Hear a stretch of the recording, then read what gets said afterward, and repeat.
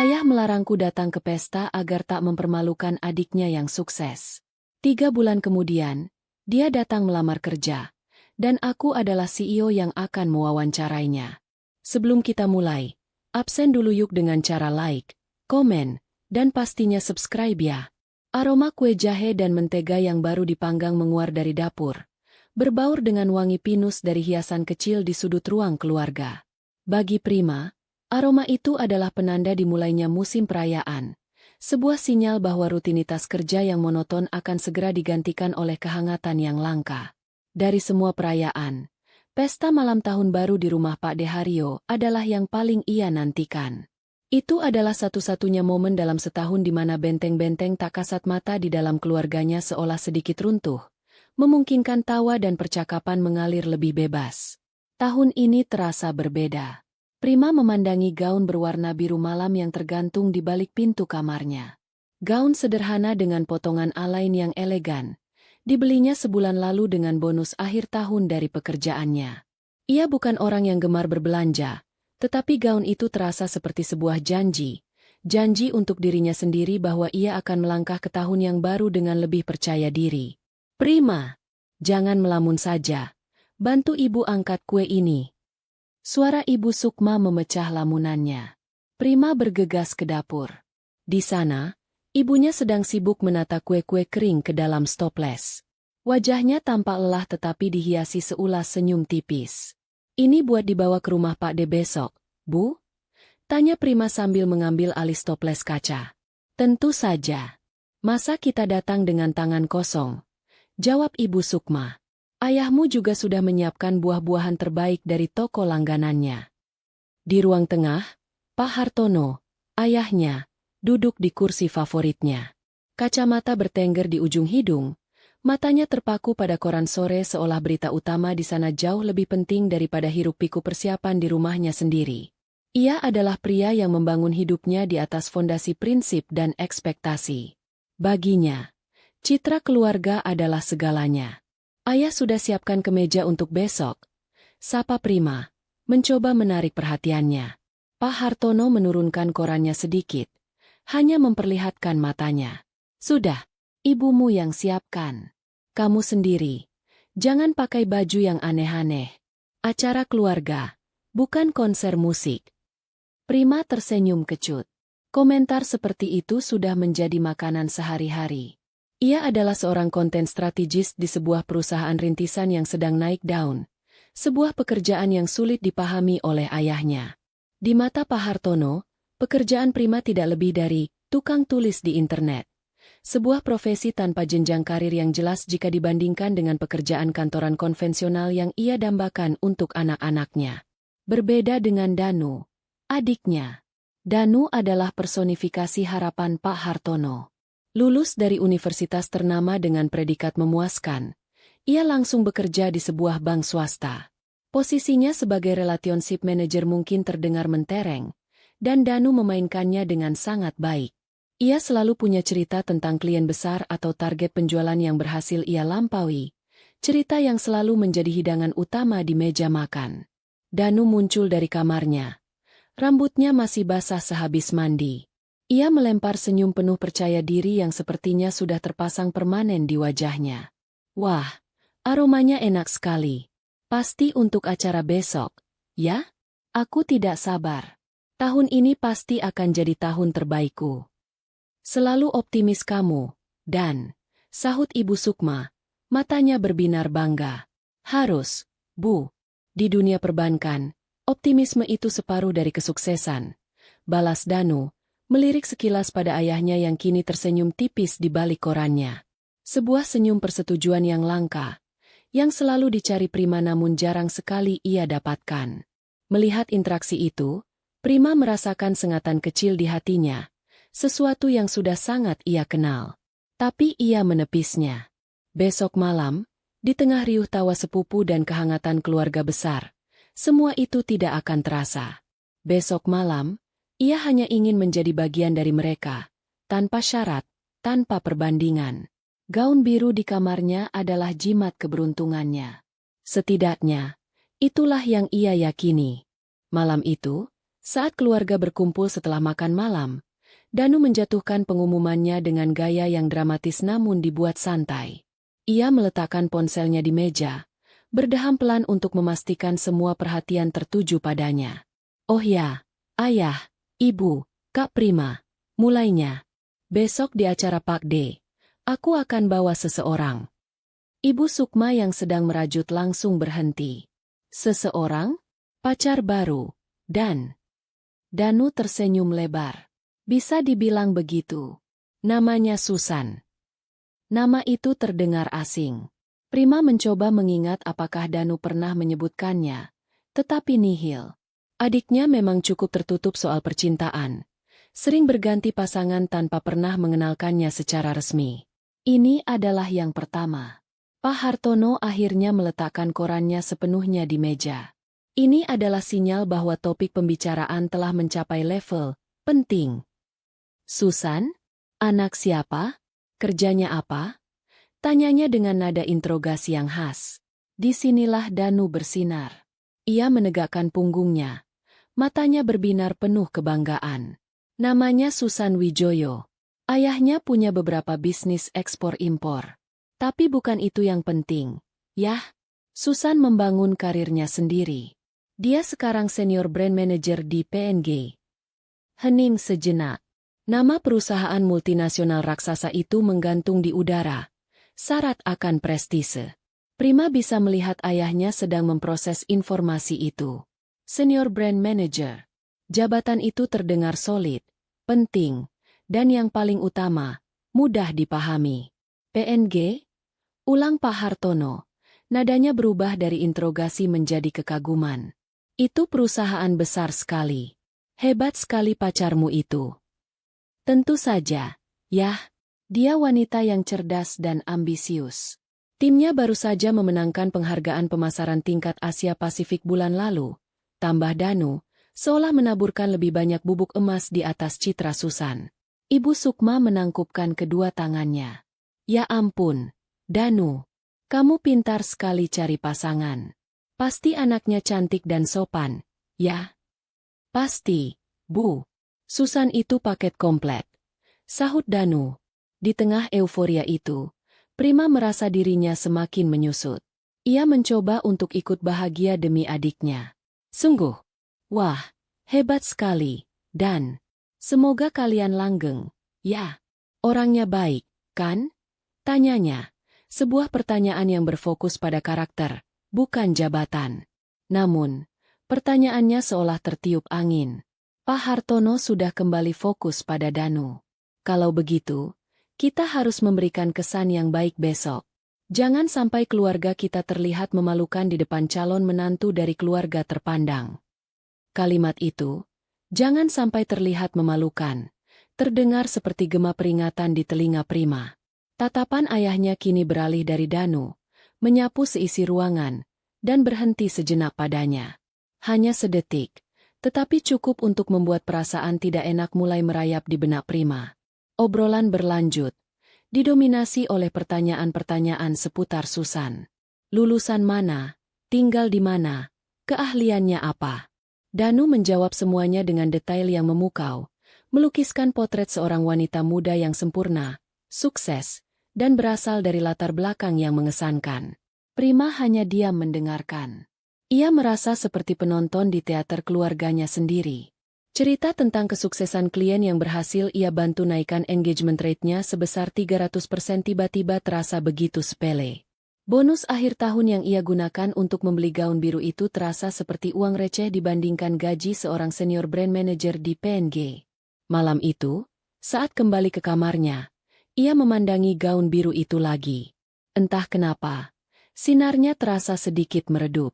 Keesokan harinya, 31 Desember, atmosfer di rumah terasa berbeda. Ada semacam ketegangan yang tersembunyi di balik kesibukan. Ibu Sukma memasak lebih banyak hidangan dari biasanya, bahkan mengeluarkan set piring warisan yang hanya dipakai untuk acara spesial. Pak Hartono beberapa kali memeriksa tatanan ruang tamu, merapikan bantal sofa yang sedikit miring, seolah Susan akan datang untuk melakukan inspeksi mendadak, bukan sekadar menjemput Danu. Prima memutuskan untuk mengabaikan perasaan janggal itu dan mulai bersiap lebih awal. Ia mandi, menata rambutnya dengan riasan tipis yang menonjolkan fitur terbaiknya. Saat ia keluar dari kamar dengan jeans dan kaos oblong, berniat untuk membantu ibunya di dapur sebelum berganti pakaian, tatapan tajam ayahnya langsung menyambutnya. "Prima, kamu mau ke acara keluarga dengan pakaian seperti itu?" tegur Pak Hartono. "Ini belum ganti baju. Yah, nanti 1 jam sebelum berangkat baru Prima ganti." Jawabnya sabar. Pak Hartono mendengus. "Pastikan kamu pakai baju yang pantas. Susan itu orang penting. Penampilannya pasti berkelas.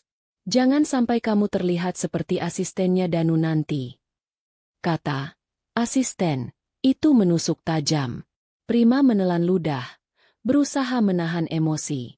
"Aku sudah siapkan gaun, yah." "Gaun dari butik mana?"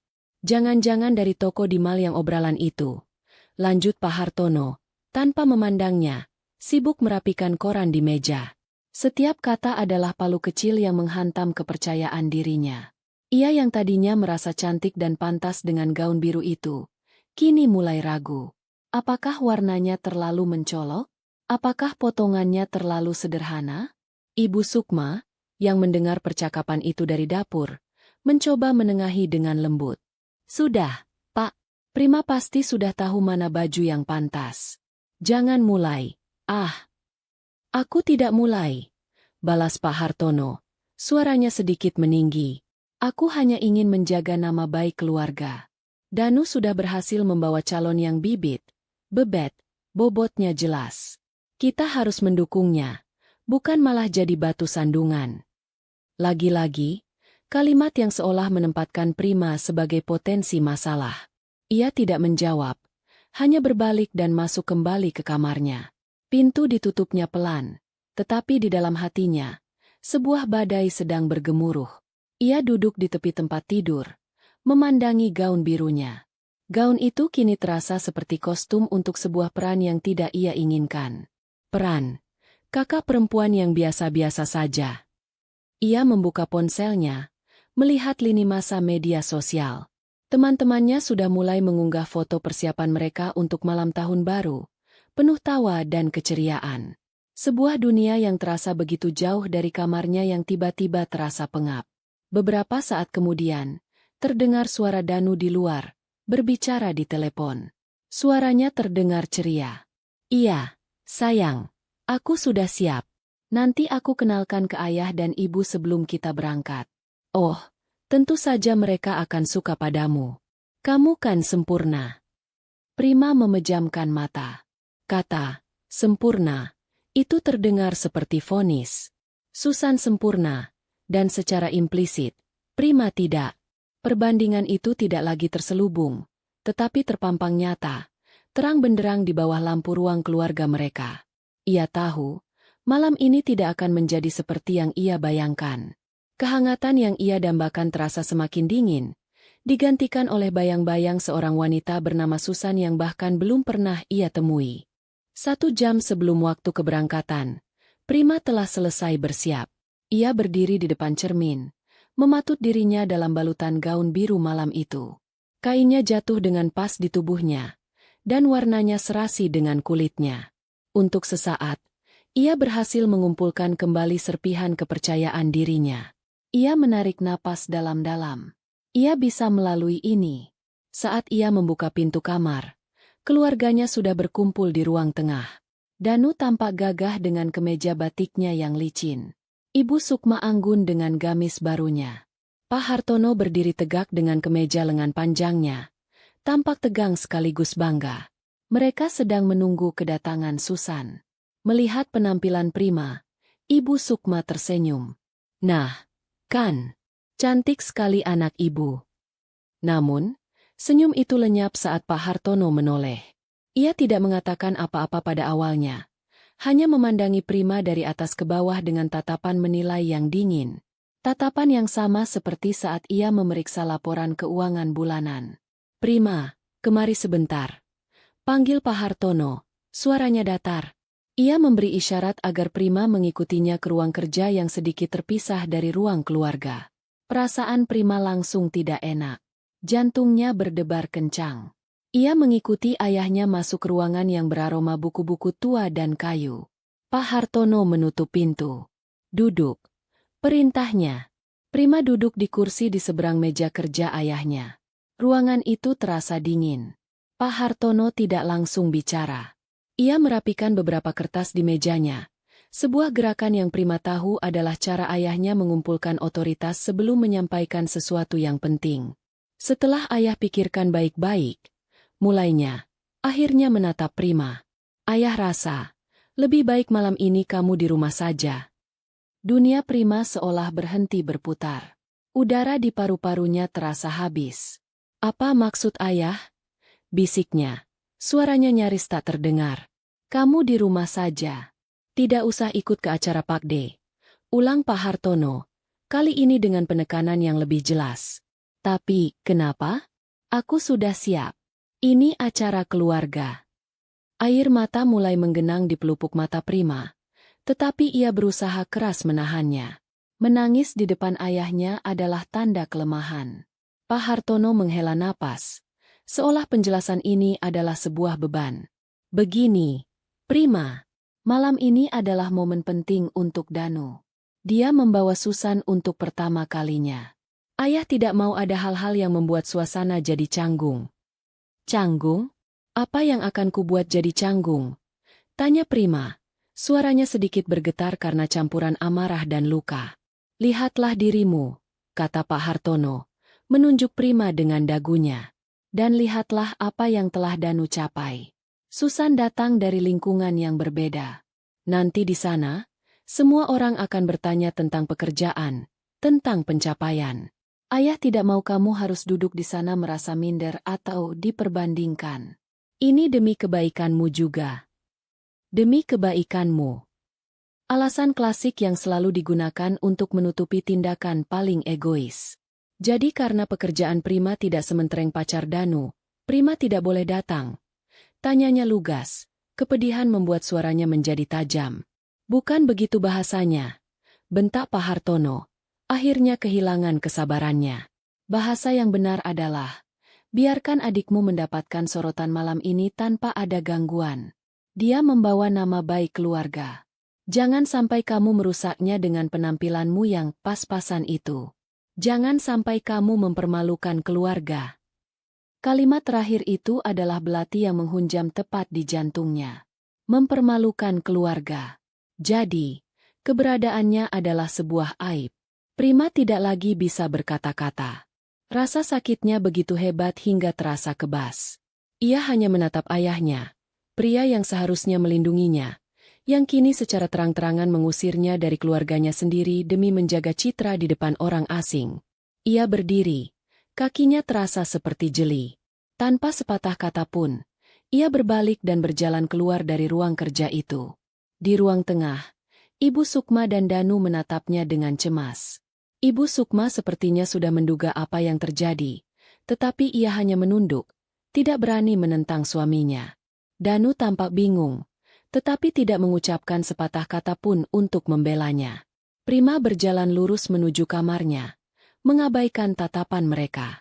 Pintu ditutupnya rapat. Beberapa menit kemudian, ia mendengar bel berbunyi, disusul suara riang Danu menyambut Susan. Terdengar percakapan sopan dan tawa kecil. Lalu, suara pintu depan ditutup dan mesin mobil yang menyala. Lalu menjauh. Mereka telah pergi, meninggalkannya sendirian di malam tahun baru.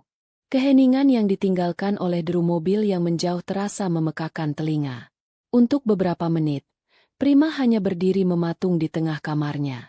Gaun biru yang beberapa jam lalu terasa seperti janji harapan, kini terasa seperti kostum badut yang konyol. Dengan gerakan kasar, ia melepaskan gaun itu dan melemparkannya ke sudut ruangan. Ia mengenakan kembali kaos longgar dan celana tidurnya, seolah ingin menanggalkan semua kepura-puraan. Ia berjalan ke jendela dan menyingkap tirai. Jalanan di depan rumahnya mulai ramai dengan lalu lalang kendaraan. Dari kejauhan, ia bisa mendengar sayup-sayup suara musik dan tawa dari rumah tetangga yang juga merayakan. Dunia di luar sana berputar seperti biasa, penuh warna dan kehidupan, kontras dengan dunianya yang tiba-tiba menjadi monokrom dan senyap. Rasa sakit itu datang dalam gelombang. Pertama, rasa terhina yang membakar pipinya. Lalu, amarah yang mengepalkan tangannya hingga buku-buku jarinya memutih. Dan terakhir, kesedihan yang begitu dalam, begitu berat, hingga ia harus bersandar ke dinding agar tidak jatuh. Air mata yang sejak tadi ia tahan akhirnya tumpah. Ia tidak terisak, hanya membiarkan air mata itu mengalir tanpa suara, membasahi wajahnya dalam diam. Ia menangisi bukan hanya malam yang hilang, tetapi juga bertahun-tahun perlakuan serupa yang kini ia sadari polanya. Selalu ada alasan mengapa pencapaiannya dianggap kecil, mengapa pendapatnya diabaikan, mengapa ia harus selalu memberi jalan untuk bintang di keluarganya. Danu. Larangan malam ini bukanlah insiden tunggal. Itu adalah puncak dari akumulasi ribuan momen di mana ia dibuat merasa tidak cukup. Ia membuka ponselnya. Di grup WhatsApp keluarga besar, foto-foto mulai berdatangan. Foto Danu dan Susan yang tersenyum diapit oleh Pak Hartono dan Ibu Sukma. Susan memang cantik, anggun dalam balutan gaun berwarna merah marun, senyumnya tampak tulus. Di foto itu, ayah dan ibunya terlihat begitu bahagia, begitu bangga. Seolah-olah kekosongan yang ditinggalkan oleh ketidakhadiran Prima sama sekali tidak terasa. Seolah ia memang tidak pernah ada di sana. Melihat foto itu adalah titik baliknya. Sesuatu di dalam dirinya retak, lalu mengeras. Air matanya berhenti mengalir. Kesedihan yang melumpuhkan itu perlahan berubah menjadi sesuatu yang lain, sesuatu yang lebih dingin, lebih tajam. Sebuah kesadaran yang membebaskan sekaligus menyakitkan. Ia telah menghabiskan seluruh hidupnya mencoba memenangkan perlombaan yang peraturannya dibuat agar ia selalu kalah. Ia mencari validasi dari orang-orang yang standar penilaiannya selalu berubah untuk merugikannya. Ia memohon cinta dari sumber yang telah lama kering untuknya. Malam itu, di tengah keheningan rumah yang seharusnya penuh tawa, Prima membuat sebuah resolusi tahun baru yang sesungguhnya. Bukan tentang diet atau lebih banyak membaca buku. Resolusinya adalah untuk berhenti. Berhenti berharap. Berhenti mencoba. Berhenti mencari persetujuan dari ayahnya, ibunya, bahkan adiknya. Ia bangkit, berjalan ke meja kerjanya dan menyalakan laptop. Layar menyala, menampilkan dashboard analitik dari proyek yang sedang ia tangani. Angka, grafik, dan strategi. Di dunia ini, ia tidak dinilai dari gaun yang ia kenakan atau jabatan orang tuanya. Di sini, ia dinilai dari hasil kerjanya, dari kecerdasan otaknya, dari kemampuannya untuk membangun sesuatu dari nol.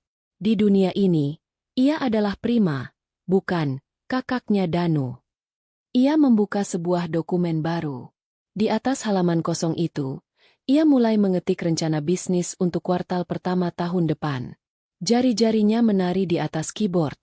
Setiap ketukan adalah penegasan atas keputusannya. Di luar, suara kembang api mulai terdengar, menandakan pergantian tahun. Prima tidak menoleh. Baginya, tahun yang baru tidak dimulai dengan ledakan warna di langit, tetapi dengan ketukan pelan dan mantap di keyboard laptopnya. Malam itu, ia tidak hanya ditinggalkan. Ia sedang dilahirkan kembali. 3 bulan telah berlalu sejak malam tahun baru yang membekukan itu. Di lantai 25 sebuah gedung pencakar langit di jantung kawasan bisnis Jakarta, Prima berdiri membelakangi jendela kaca raksasa yang menyuguhkan pemandangan kota yang tak pernah tidur. Di hadapannya, di sekeliling meja rapat panjang dari kayu ek, duduk 12 orang kepala divisi perusahaannya. Mereka semua menatapnya dengan campuran rasa hormat dan antisipasi. Ini adalah dunianya. Dunia yang ia bangun dari nol. Data dari kuartal terakhir menunjukkan pergeseran perilaku konsumen yang signifikan di sektor fast-moving consumer goods. Ujar Prima, suaranya tenang namun berwibawa, memecah keheningan. Sebuah laser pointer di tangannya menyorot grafik yang terpampang di layar proyektor raksasa. Tingkat konversi dari kampanye digital kita melampaui target sebesar 18%. Tapi customer lifetime value kita stagnan. Rian, apa analisis tim kamu? Seorang pria muda berkacamata langsung menegakkan duduknya. Kami menemukan korelasi, Bu Prima. engagement rate tinggi di awal, tapi tingkat retensinya rendah. Hipotesis kami, persona audiens yang kita sasar terlalu luas. Kita menarik banyak orang, tapi bukan orang yang tepat. Prima mengangguk perlahan, memproses informasi itu. Saya setuju. Kita tidak sedang menjual produk massal. Kita menjual presisi. Saya mau strategi baru di meja saya hari Jumat. Fokus pada segmentasi mikro dan personalisasi konten. Kita bukan lagi memancing dengan jaring, tapi dengan kail. Tidak ada bantahan. Hanya anggukan dan suara pena yang beradu dengan kertas. Inilah Nara Analytics, perusahaan analisis data dan strategi digital yang didirikan Prima 3 tahun lalu bersama 2 rekannya. Berawal dari sebuah ruang kerja bersama yang sempit, kini Nara Analytics menempati satu lantai penuh di gedung prestisius ini, dengan daftar klien yang mencakup beberapa merek terbesar di Asia Tenggara. Di sini, ia bukan anak perempuan Pak Hartono, atau kakaknya Danu. Ia adalah Bu Prima, sang CEO. Sosok yang visinya menjadi kompas bagi lebih dari 100 karyawan. Rasa hormat yang ia terima di sini tidak diberikan karena nama keluarganya, tetapi karena kemampuannya, karena jam-jam tanpa tidur yang ia investasikan, dan karena keberaniannya mengambil risiko yang diperhitungkan. Setelah rapat selesai, ia kembali ke ruang kerjanya yang luas dan minimalis. Asistennya, Rina, masuk membawakan segelas teh hijau. Jadwal ibu selanjutnya adalah makan siang dengan investor dari Venture Capital X jam 12.30. Terima kasih, Rina. Tolong pastikan materi presentasi sudah siap di tablet. Jawab Prima tanpa mengalihkan pandangan dari laptopnya. Sore itu, setelah menyelesaikan harinya yang padat, Prima tidak pulang ke rumah berpagar coklat di pinggir kota tempat ia dibesarkan. Sejak pertengahan Januari, ia telah pindah ke sebuah apartemen servis di pusat kota. Sebuah unit di lantai 32 dengan pemandangan langsung ke Bundaran Hai. Tempat itu adalah bentengnya, sanktuari pribadinya yang alamatnya tidak diketahui oleh keluarganya. Jarak fisik itu adalah langkah penting untuk menciptakan jarak emosional yang ia butuhkan untuk menyembuhkan diri. Malam itu, berdiri di balkon apartemennya sambil memegang cangkir teh hangat, Prima menatap klip lampu kota di bawah. Bayangan malam tahun baru itu terkadang masih melintas, seperti bekas luka yang sesekali berdenyut. Namun, rasa sakitnya tidak lagi melumpuhkan. Rasa sakit itu telah bermetamorfosis menjadi bahan bakar. Setiap kali ia merasa lelah atau ragu, ia akan memanggil kembali perasaan terhina saat ayahnya menutup pintu untuknya. Dan seketika, energinya kembali terisi. Ia tidak lagi bekerja untuk membuktikan sesuatu kepada mereka. Ia bekerja karena itulah dirinya. Dan untuk pertama kalinya dalam hidup, itu terasa lebih dari cukup. Sementara Prima membangun kerajaannya dalam sunyi, suasana di rumah keluarga Hartono perlahan tapi pasti berubah. Euforia memiliki calon menantu sempurna, bernama Susan mulai memudar, digantikan oleh ketegangan yang nyata. Danu, sang anak emas, kehilangan sinarnya. Suatu malam, saat Ibu Sukma sedang menonton televisi, ia mendengar suara Danu berbicara di telepon dari kamarnya. Pintunya sedikit terbuka, cukup bagi ibunya untuk menangkap nada frustrasi dalam suaranya. Aku sudah berusaha, Susan. Targetnya memang tidak masuk akal bulan ini.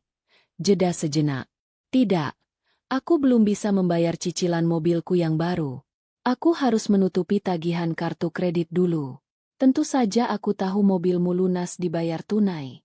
Kamu tidak perlu mengungkitnya setiap saat. Suara Danu meninggi. Berhenti membandingkanku dengan Rian, sepupumu itu.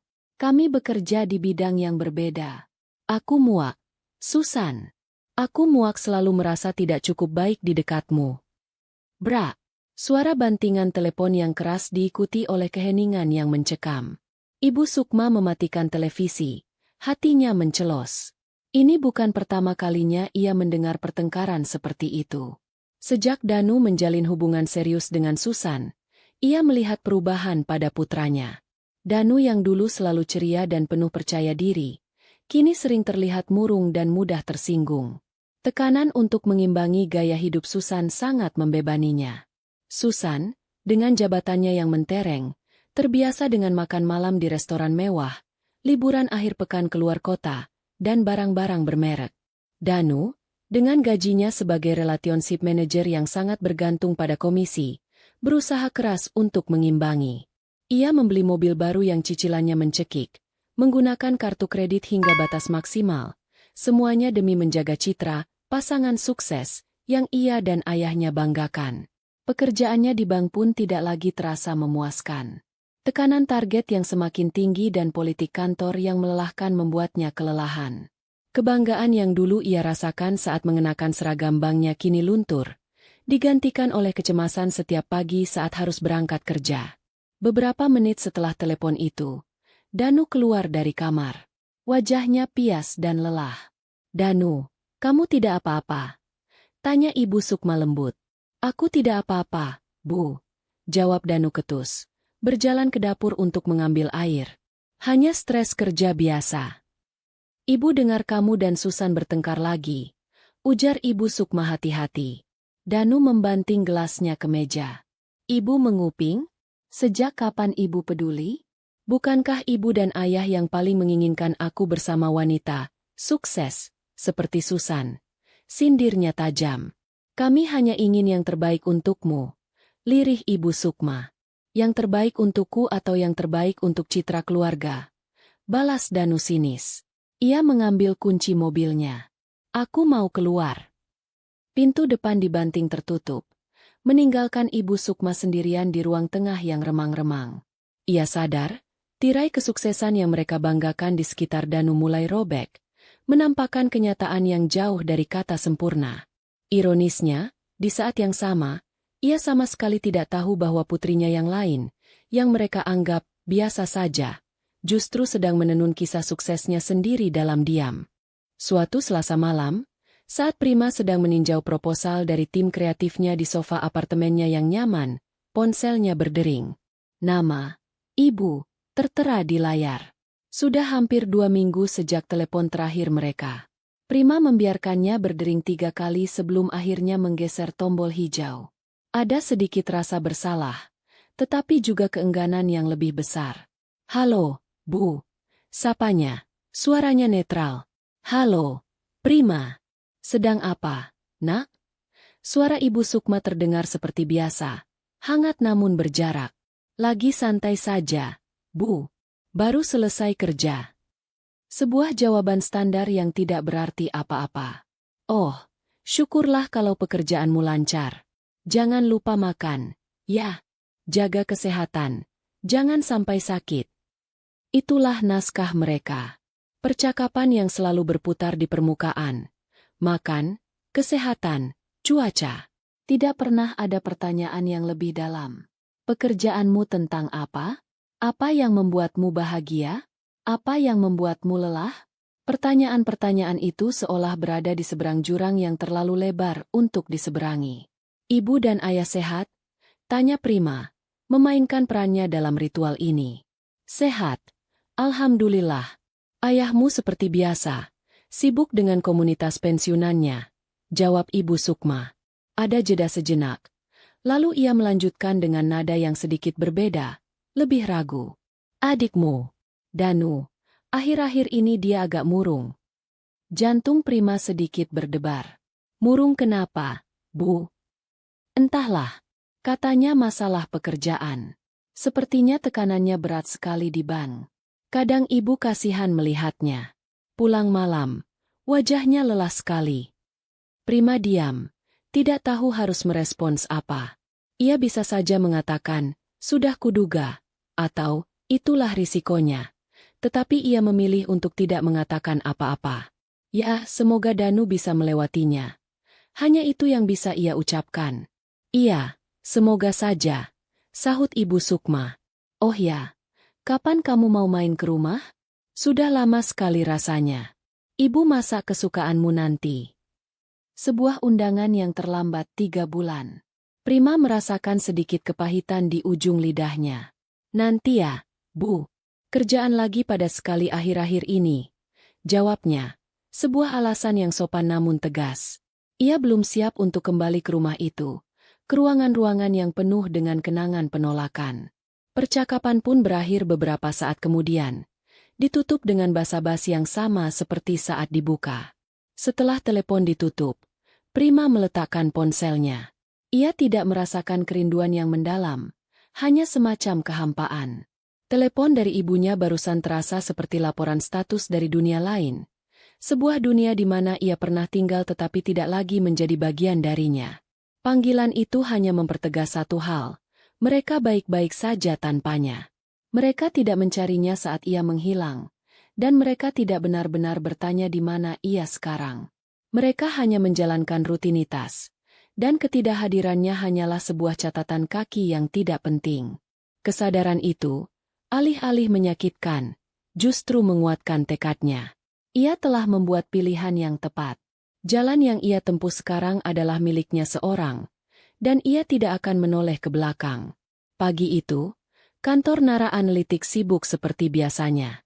Prima baru saja menyelesaikan rapat evaluasi mingguan saat Pak Budi, kepala departemen HRD-nya, mengetuk pintu ruangannya. Pak Budi adalah seorang profesional parubaya yang tenang dan teliti. Salah satu orang pertama yang direkrut Prima dan sangat ia percayai. "Selamat pagi, Bu Prima. Maaf mengganggu." Sapanya sopan. "Pagi, Pak Budi. Silakan masuk." "Ada apa?" jawab Prima sambil memberi isyarat agar ia duduk. "Saya mau memberikan pembaruan mengenai rekrutmen untuk posisi Business Development Manager," kata Pak Budi sambil meletakkan sebuah map berwarna biru di atas meja Prima. "Setelah melalui serangkaian tes dan wawancara panel, kami sudah menyaring menjadi 3 kandidat finalis. Ketiganya sangat potensial. Posisi ini sangat krusial. Manajer baru ini akan bertanggung jawab untuk membuka pasar baru dan menjalin kemitraan strategis. Prima tahu ia harus memilih orang yang tepat." "Bagus. Saya ingin melihat profil mereka." Pak Budi membuka map itu. Kandidat pertama, Liana Sari. Pengalaman 8 tahun di bidang sales korporat. Rekam jejaknya sangat impresif. Kandidat kedua, Ganesha Putra. Berasal dari industri sejenis. Jaringannya sangat luas. Keduanya sesuai dengan kriteria utama kita. Prima mengangguk sambil membaca sekilas profil mereka. Keduanya memang tampak solid di atas kertas. Lalu kandidat ketiga, lanjut Pak Budi, sedikit berbeda. Namanya Danu Hartono. Jantung Prima seolah berhenti berdetak selama sepersekian detik. Nama itu, begitu familiar, begitu syarat dengan beban masa lalu, kini tercetak rapi di atas kertas berlogo Nara Analytics. Ia mengangkat kepalanya, menatap Pak Budi dengan ekspresi yang ia harap terlihat netral. Latar belakangnya dari perbankan, jadi sedikit di luar jalur. Jelas Pak Budi tidak menyadari badai yang berkecamuk di dalam diri sang CEO. Tapi selama wawancara panel, kemampuan komunikasinya luar biasa. Dia sangat persuasif dan punya energi yang bagus. Tim panelis melihat ada potensi besar yang bisa kita asah. Jadi kami putuskan untuk memasukkannya ke babak final agar ibu bisa menilainya secara langsung. Prima menunduk. Matanya terpaku pada CV di hadapannya. Di sudut kanan atas, sebuah foto pas formal menampilkan wajah adiknya. Senyumnya sedikit kaku, tetapi sorot matanya menunjukkan ambisi yang sama seperti yang selalu ia lihat. Di bawah namanya, tertera alamat rumah orang tua mereka. Danu telah melamar pekerjaan di perusahaannya. Sebuah gelombang emosi yang rumit menerpanya. Syok, tentu saja. Kemudian sedikit geli melihat ironi dari situasi ini. Diikuti oleh sengatan amarah yang dingin. Beraninya dia? Setelah semua yang terjadi, ia datang mengetuk pintu dunianya, tanpa sadar siapa pemilik dunia itu. Bu Prima. Suara Pak Budi menyadarkannya. Apakah ada masalah dengan kandidat ini? Prima menarik napas dalam-dalam, mengendalikan gejolak di dalam dirinya. Wajahnya kembali menjadi topeng CEO yang tenang dan profesional. Tidak. Tidak ada masalah, Pak Budi. Jawabnya. Suaranya terdengar lebih mantap dari yang ia duga. Terima kasih atas laporannya. Saya akan meninjau ketiganya. Pak Budi mengangguk puas. Lalu pamit undur diri. Setelah pintu tertutup, Prima kembali sendirian. Ia mengambil lembar CV Danu. Jari-jarinya terasa sedikit dingin. Alam semesta benar-benar memiliki selera humor yang kejam. Adiknya, anak kebanggaan ayahnya, kini datang kepadanya untuk mencari pekerjaan. Keheningan di dalam ruangan terasa berat setelah Pak Budi pergi. Prima bersandar di kursinya, matanya masih terpaku pada selembar kertas yang memuat nama dan wajah adiknya. CV itu terasa seperti granat yang dilemparkan ke dalam benteng kedamaian yang telah ia bangun dengan susah payah. Naluri pertamanya adalah menyingkirkannya. Ia bisa saja memanggil Pak Budi kembali dan berkata, "Saya sudah pertimbangkan, kandidat ketiga sepertinya tidak cocok. Kita lanjutkan dengan dua yang lain." Selesai. Masalah hilang. Danu tidak akan pernah tahu bahwa ia begitu dekat. Tidak akan pernah tahu bahwa kakak yang ia dan keluarganya remehkan adalah orang yang memegang nasib profesionalnya di tangan. Itu akan menjadi sebuah pembalasan yang manis dan sunyi. Sebuah keadilan puitis untuk malam tahun baru yang dingin itu. Tapi kemudian, bayangan wajah ayahnya melintas di benaknya. Wajah penuh penghakiman saat berkata, "Jangan sampai kamu mempermalukan keluarga." Ayahnya telah membuat keputusan berdasarkan asumsi, prasangka, dan bias pribadi. Ia mencampur-adukan urusan keluarga dengan penilaian akan nilai seseorang. Jika Prima menolak Danu sekarang hanya karena dia adalah adiknya, apa bedanya ia dengan ayahnya? Resolusi yang ia buat malam itu bukan tentang balas dendam. Itu tentang menjadi pribadi yang lebih baik, tentang membangun dunianya sendiri dengan aturan yang berbeda. Aturan di Nara Analytics adalah profesionalisme, objektivitas, dan meritokrasi. Danu telah lolos dari beberapa lapis penyaringan yang ketat, yang dirancang oleh tim HRD-nya, tanpa campur tangannya sedikit pun. Itu berarti, setidaknya di atas kertas dan dalam impresi awal, ia memiliki sesuatu yang bernilai. Menyingkirkannya sekarang akan menjadi pengkhianatan terhadap prinsip yang ia tanamkan di perusahaannya sendiri. Itu berarti ia membiarkan luka masa lalunya mendikte keputusan bisnisnya. Ia tidak akan memberikan kemenangan itu pada mereka. Prima menarik napas panjang. Sebuah keputusan terbentuk di benaknya. Keputusan yang dingin, jernih, dan sepenuhnya profesional. Ia tidak akan menyingkirkan Danu dari proses ini. Sebaliknya, ia akan menghadapinya. Tahap terakhir dari rekrutmen untuk posisi manajerial adalah wawancara tatap muka dengan CEO. Ia akan mewawancarai Danu. Bukan sebagai Prima, kakaknya yang terluka, tetapi sebagai CEO Nara Analytics. Ia akan menilainya berdasarkan kualifikasinya, visinya, dan bagaimana ia bisa berkontribusi pada perusahaan. Ia akan memberinya panggung yang sama seperti dua kandidat lainnya. Ia akan melihat, dengan matanya sendiri, apakah anak emas kebanggaan ayahnya itu benar-benar bisa bersinar di bawah sorotan yang sesungguhnya, tanpa bantuan nama besar pacarnya atau dukungan membabi buta dari keluarganya. Ini bukan lagi tentang masa lalu. Ini adalah tentang masa depan Nara Analytics. Dan ini adalah ujian pamungkas bagi dirinya sendiri, untuk membuktikan bahwa ia benar-benar telah melampaui bayang-bayang keluarganya. Dengan tangan yang mantap, Prima menekan tombol interkom di mejanya. "Rina, tolong sambungkan saya ke Pak Budi." Hening sejenak. "Pak Budi," kata Prima saat telepon tersambung. Suaranya tegas dan tidak menyisakan ruang untuk keraguan. "Tolong jadwalkan wawancara final untuk ketiga kandidat Business Development Manager minggu depan. Masing-masing 1 jam. Langsung dengan saya. Laksanakan sesuai prosedur standar." Ia meletakkan gagang telepon. Map biru berisi 3 CV itu ditutupnya. Keputusan telah dibuat. Panggung telah disiapkan. Pertunjukan akan segera dimulai. Danu berdiri di seberang jalan. Lehernya mendongak hingga terasa pegal. Di hadapannya, menjulang sebuah menara kaca dan baja yang seolah menggores langit Jakarta. Gedung The Apex Tower. Disinilah kantor Nara Analytics berada, perusahaan yang memberinya secercah harapan di tengah kabut keputusasaan yang menyelimutinya selama beberapa bulan terakhir. Telapak tangannya terasa lembab. Ia mengelapnya ke celana kainnya yang disetrika licin untuk ketiga kalinya. Kemeja putih di balik jasnya terasa sedikit mencekik, Dan dasi berwarna biru tua yang ia pilih dengan saksama pagi tadi kini terasa seperti jerat. Pekerjaan ini adalah segalanya. Ini bukan lagi sekadar loncatan karir. Ini adalah sekoci penyelamat. Hubungannya dengan Susan berada di titik terendah.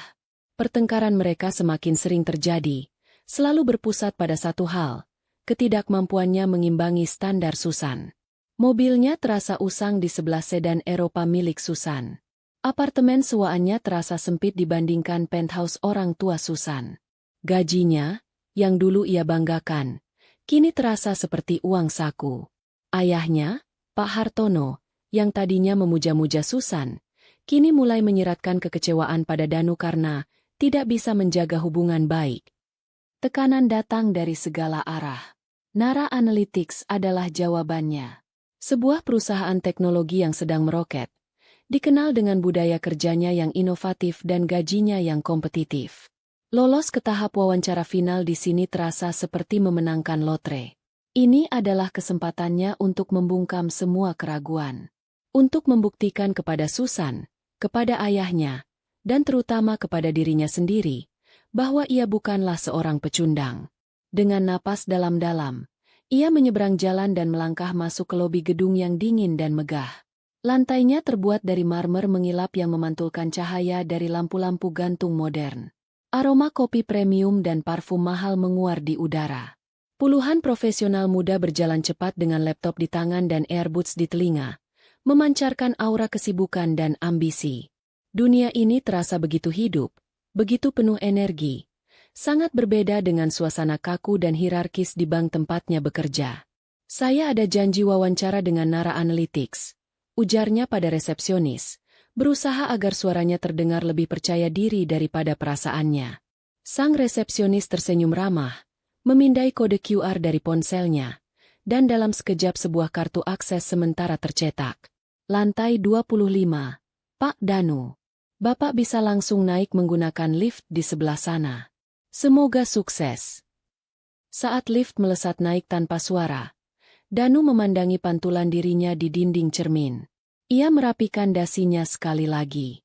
Inilah panggungnya. Ia tidak akan gagal. Tidak kali ini. Lantai 25 Nara Analytics sama sekali tidak seperti yang Danu bayangkan. Tidak ada bilik-bilik kerja yang monoton atau koridor yang sunyi. Sebaliknya, ia disambut oleh ruang terbuka yang luas, dengan dinding kaca yang memperlihatkan panorama kota, area kerja kolaboratif dengan sofa-sofa berwarna cerah, dan sebuah pantry modern yang dipenuhi camilan dan mesin kopi canggih. Seorang staf HRD mengantarnya ke sebuah area tunggu yang nyaman, bukan ruangan tertutup, melainkan sebuah lounge kecil dengan beberapa kursi desainer yang menghadap langsung ke jendela. Pemandangannya spektakuler. Silakan tunggu di sini sebentar. Pak Danu, Pak Budi, Kepala HRD kami, akan segera menemui Anda sebelum wawancara final dengan CEO. Kata staf itu ramah sebelum meninggalkannya sendirian. Duduk di sofa empuk itu, Danu mencoba menenangkan jantungnya yang berdebar kencang. Ia mengeluarkan ponselnya, membaca ulang profil perusahaan. Didirikan 3 tahun lalu, Nara Analytics telah menjadi salah satu pemain utama di industri analisis data. Kliennya perusahaan-perusahaan raksasa. Namun, satu hal yang menarik perhatiannya, profil pendiri sekaligus CEO-nya sangat misterius. Tidak banyak foto atau wawancara di media. Yang ada hanya kutipan-kutipan tajam tentang visi perusahaan dan masa depan teknologi. CEO ini hanya dikenal dengan inisial namanya di beberapa artikel PH. Danu membayangkan sosok di balik inisial itu.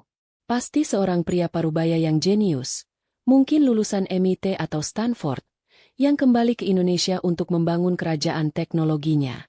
Seseorang yang tegas, visioner, dan mungkin sedikit eksentrik. Bekerja untuk orang seperti itu akan menjadi sebuah kebanggaan. Saat ia sedang melamun, 2 orang karyawan muda berjalan melewatinya, berbincang pelan. Gila, aku tidak menyangka Bu Prima bakal menyetujui proposal kita secepat itu. Kata yang satu. Dia memang begitu, sahut temannya. Kalau idenya brilian dan datanya mendukung, dia tidak akan ragu. Tapi coba saja datang ke dia dengan proposal tanpa persiapan. Habis kamu. Dia paling tidak suka orang yang membuang-buang waktunya. Benar. Tapi justru itu yang membuat kita semua jadi lebih baik, kan? Standarnya tinggi sekali.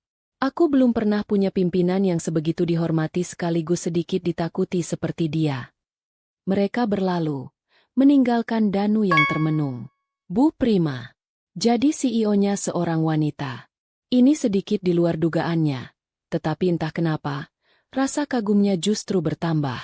Seorang wanita yang berhasil membangun perusahaan sebesar ini dari nol pastilah sosok yang luar biasa tangguh. Ia merasa semakin bersemangat. Ia harus bisa mengesankan wanita ini. Ia mulai merapalkan kembali jawaban-jawaban yang telah ia siapkan. Kekuatan terbesarnya, kemampuan komunikasi dan negosiasi. Kelemahannya, terkadang terlalu fokus pada detail. Rencananya dalam 5 tahun ke depan, tumbuh bersama perusahaan dan memimpin sebuah divisi. Semua terdengar sempurna di kepalanya. Ia merasa siap. Pak Budi, pria ramah yang mewawancarainya di tahap sebelumnya, muncul dan menyalaminya dengan hangat. Sudah siap, Pak Danu. Sangat siap, Pak. Jawab Danu mantap. Bagus. Kata Pak Budi sambil tersenyum. CEO kami sudah menunggu. Mari, ikut saya. Perjalanan menyusuri koridor menuju ruang CEO terasa seperti prosesi sakral. Langkah mereka diredam oleh karpet tebal berwarna abu-abu.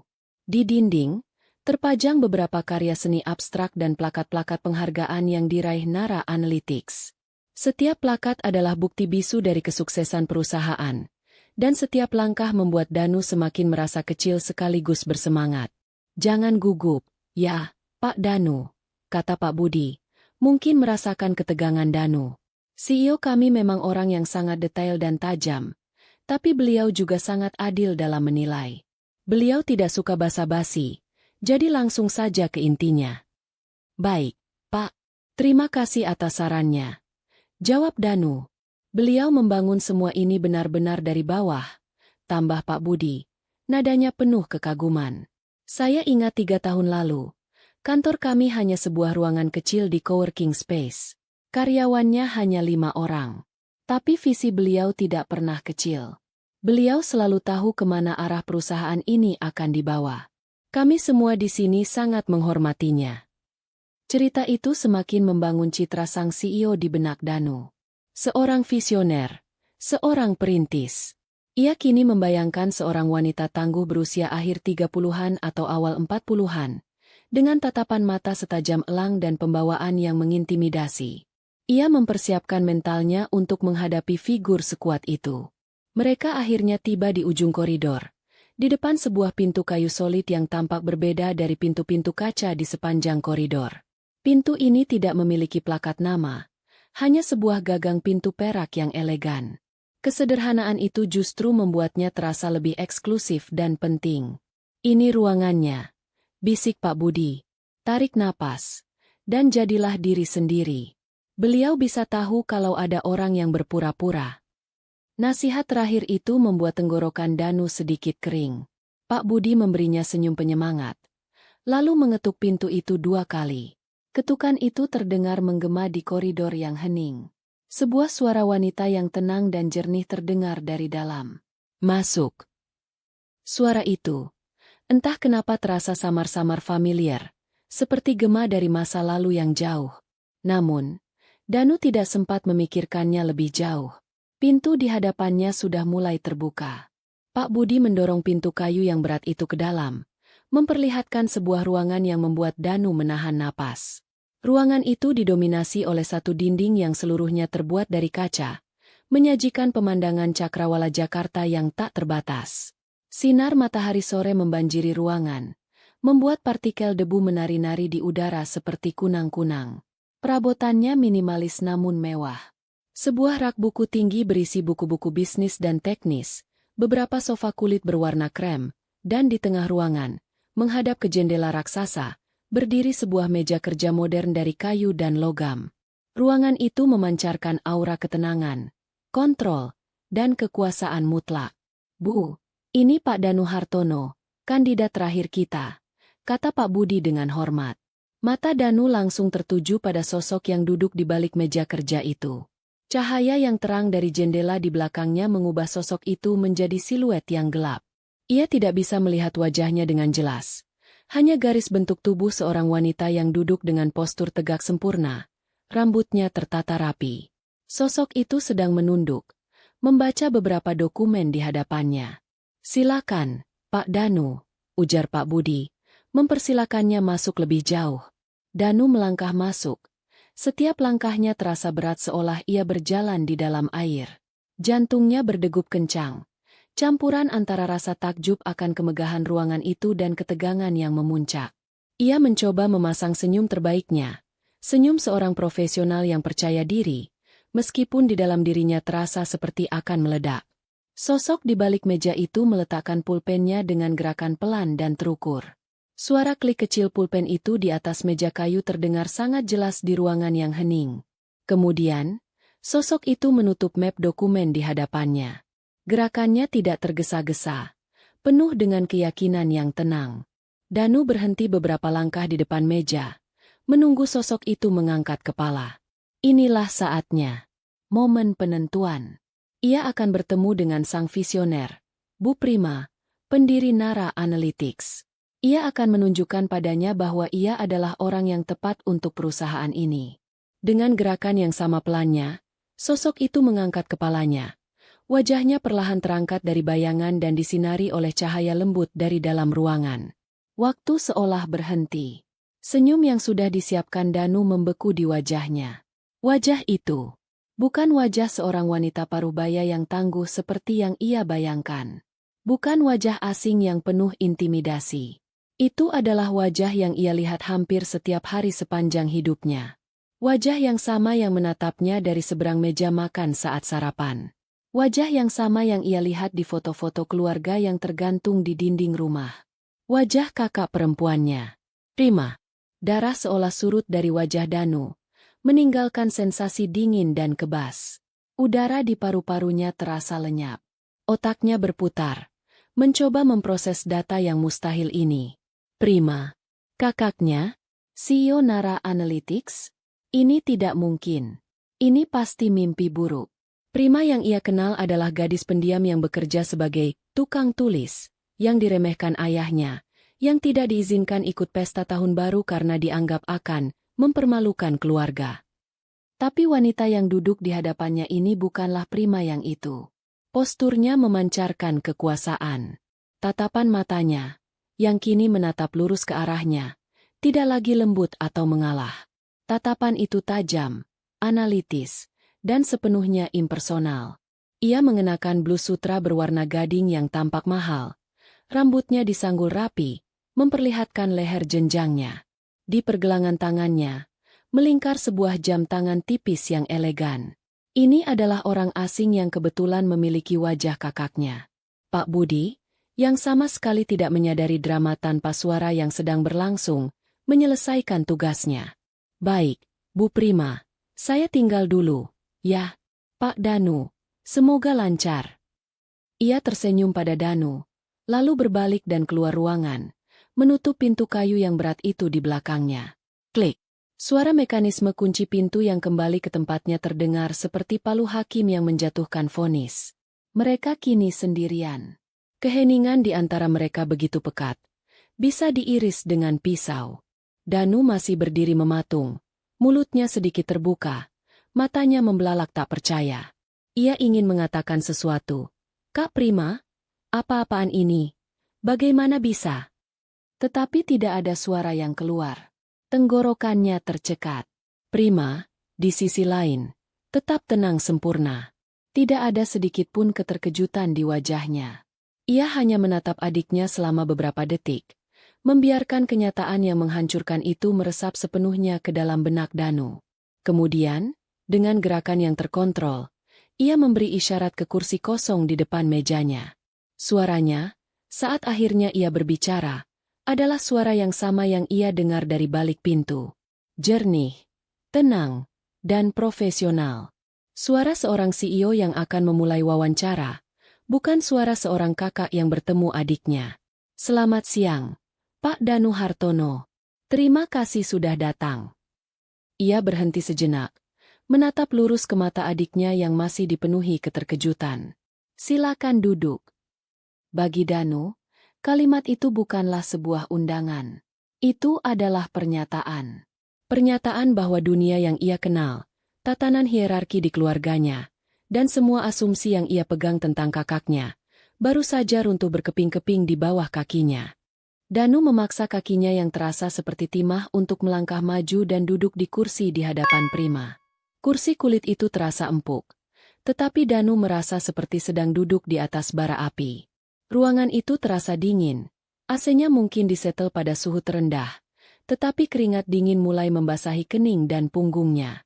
Prima membuka sebuah buku catatan yang bersih dan mengambil pulpennya. Gerakannya efisien dan tanpa emosi.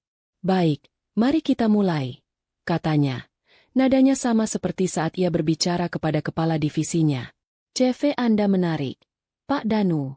Bisa Anda jelaskan mengapa Anda tertarik untuk pindah dari industri perbankan yang sudah Anda geluti selama beberapa tahun ke dunia analisis data yang dinamis?"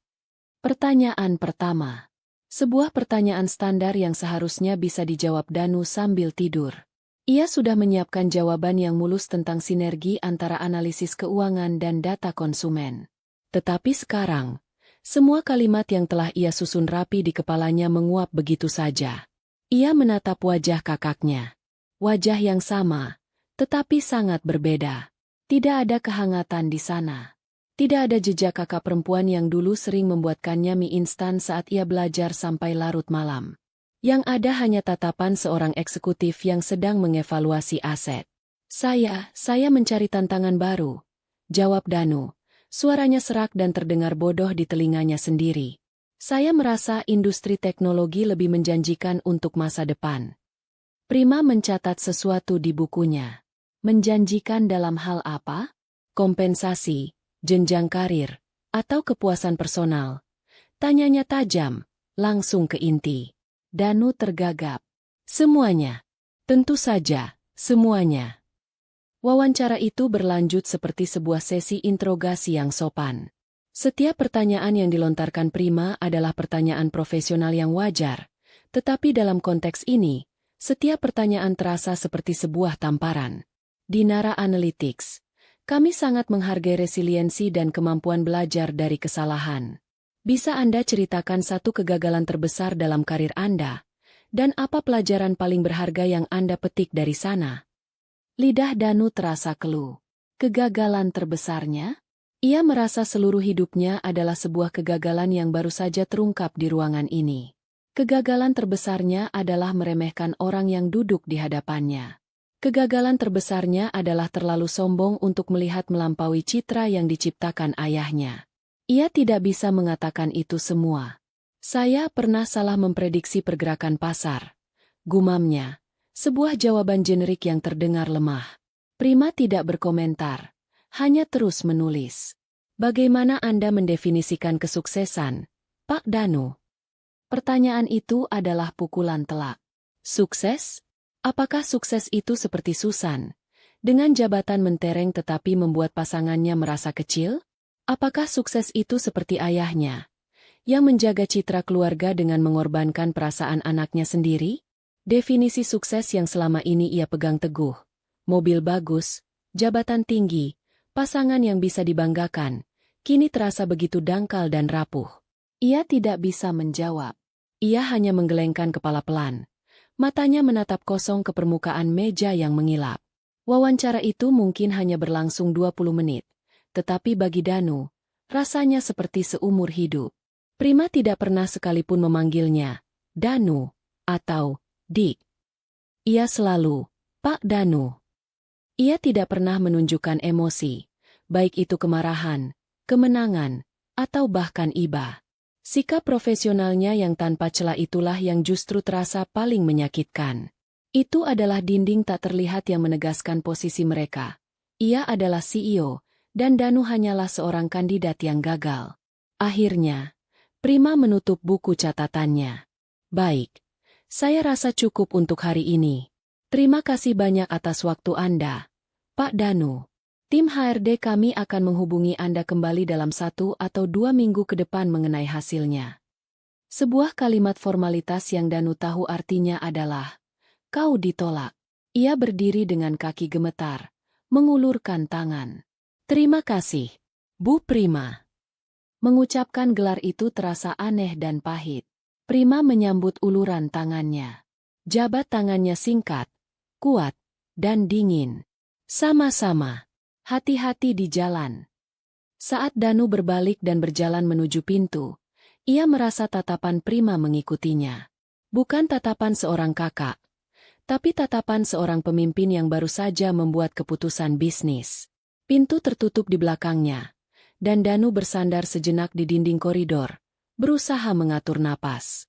Ia baru saja dihancurkan, bukan dengan amarah atau dendam, tetapi dengan ketenangan yang mematikan. Perjalanan pulang adalah sebuah kabut.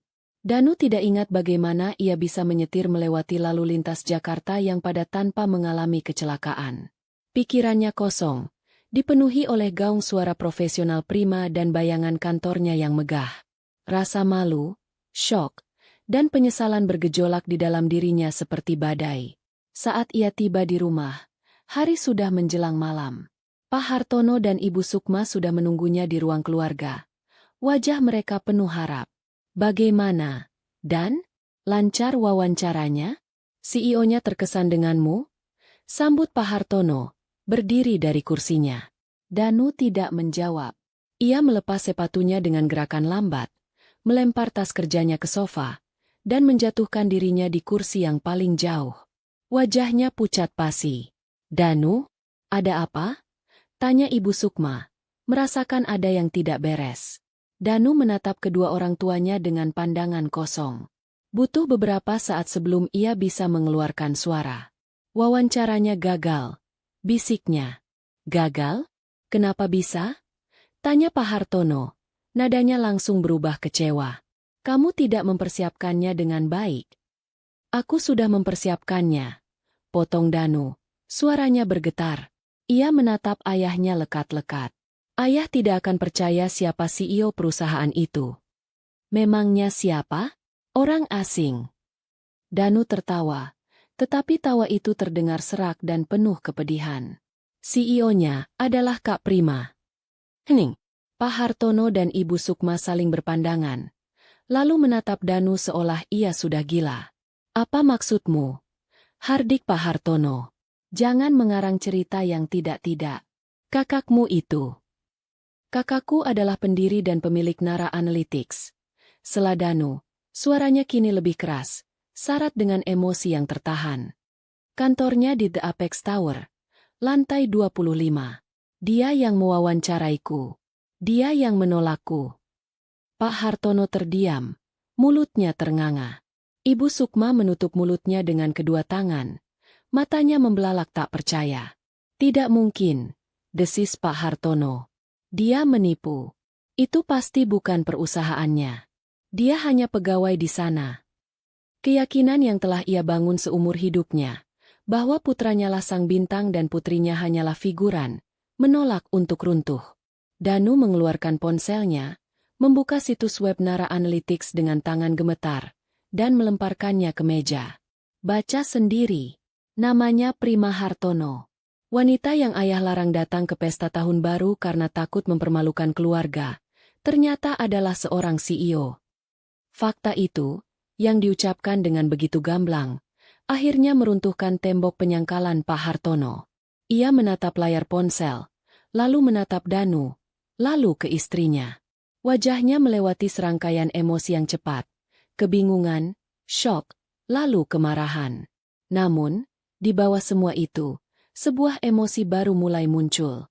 Sesuatu yang tampak seperti kekaguman yang tercampur dengan keserakahan. CEO? Ulang Pak Hartono. Kata itu terasa asing di lidahnya. Putriku, seorang CEO. Rasa malunya karena kegagalan Danu seketika terlupakan. Fokusnya beralih.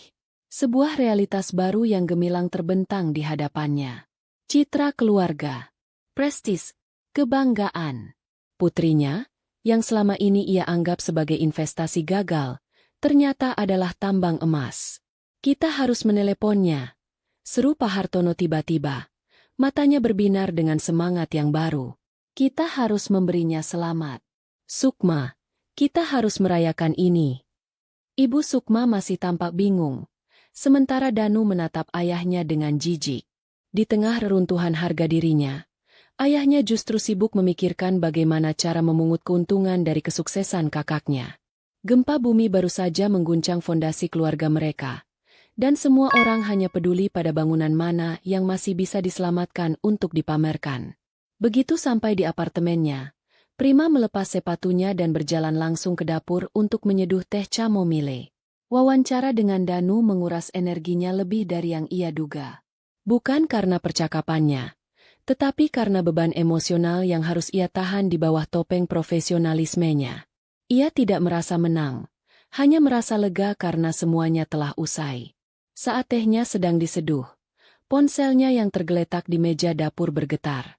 Nama, ayah, muncul di layar. Prima menatapnya selama beberapa detik. Jantungnya berdebar sedikit lebih cepat. Sebuah refleks dari kebiasaan bertahun-tahun. Dulu, panggilan dari ayahnya adalah peristiwa langka yang selalu membuatnya gugup.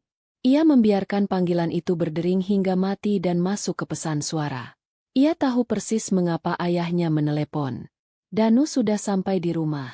Benar saja, beberapa detik kemudian, ponselnya bergetar lagi. Kali ini, ibu. Ia melakukan hal yang sama, membiarkannya berdering. Kemudian, sebuah notifikasi pesan WhatsApp muncul dari Danu. Isinya singkat. Kak, kita perlu bicara. Prima menarik napas panjang, mengambil cangkir tehnya, dan berjalan ke ruang tamu. Ia duduk di sofa yang menghadap ke jendela, memandangi lampu-lampu kota yang mulai menyala. Ponselnya terus bergetar di meja.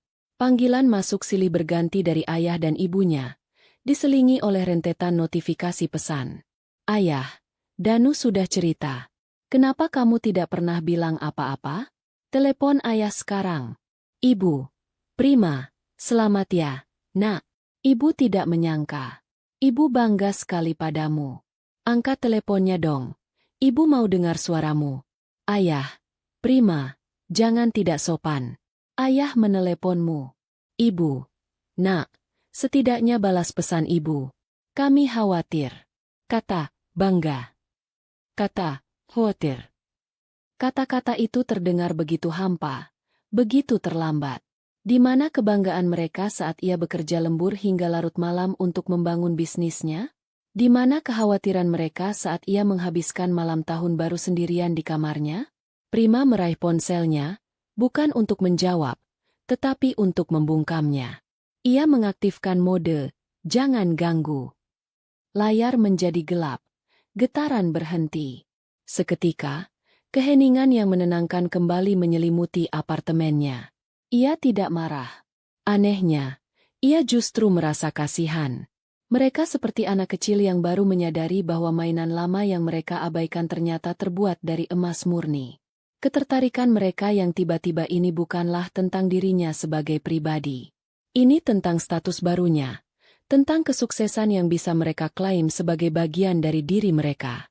Validasi yang dulu begitu ia dambakan, kini terasa seperti barang palsu yang ditawarkan dengan harga terlalu mahal. Ia menyeruput tehnya. Di luar, kota berkelip dalam jutaan cahaya. Masing-masing cahaya adalah sebuah cerita, sebuah perjuangan, sebuah kehidupan. Dan ia adalah salah satu dari cahaya itu, bersinar dengan terangnya sendiri, tidak lagi membutuhkan pantulan dari orang lain. Dinding keheningan yang ia bangun malam itu adalah batas pertamanya yang nyata. Dan rasanya sangat damai. Beberapa hari berlalu dalam keheningan total dari pihak Prima. Panggilan tak terjawab menumpuk hingga ratusan. Pesan-pesan yang belum dibaca memenuhi notifikasinya. Bagi Pak Hartono, keheningan ini adalah sebuah penghinaan. Ia, sebagai kepala keluarga, tidak pernah diabaikan seperti ini. Kesabarannya habis. Dia pikir dia siapa? Bisa melupakan orang tuanya begitu saja?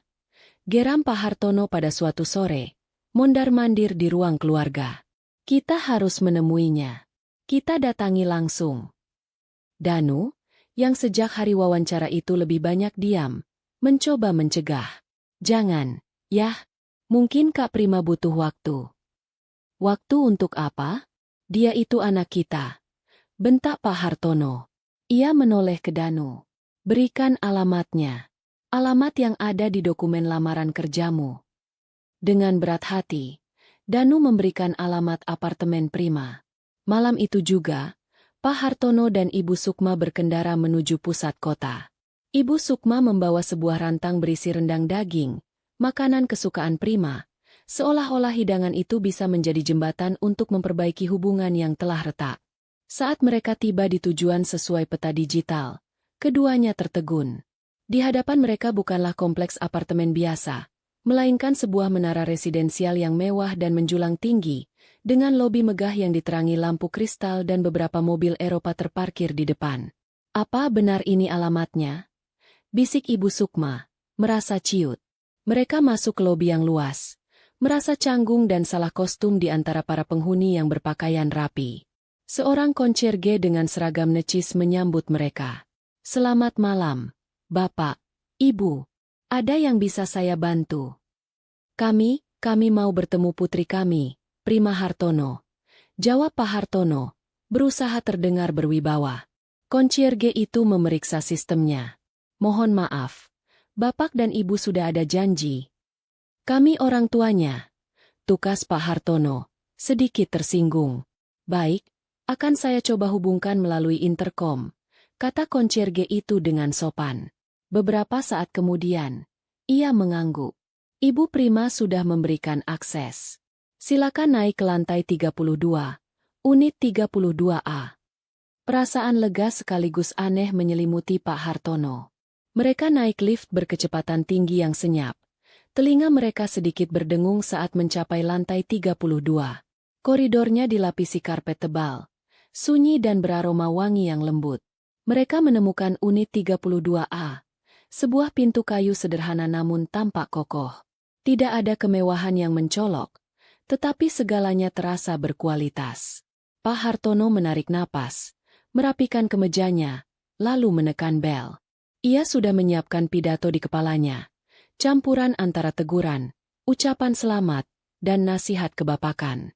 Ia akan mengambil kembali kendali. Setidaknya, itulah rencananya.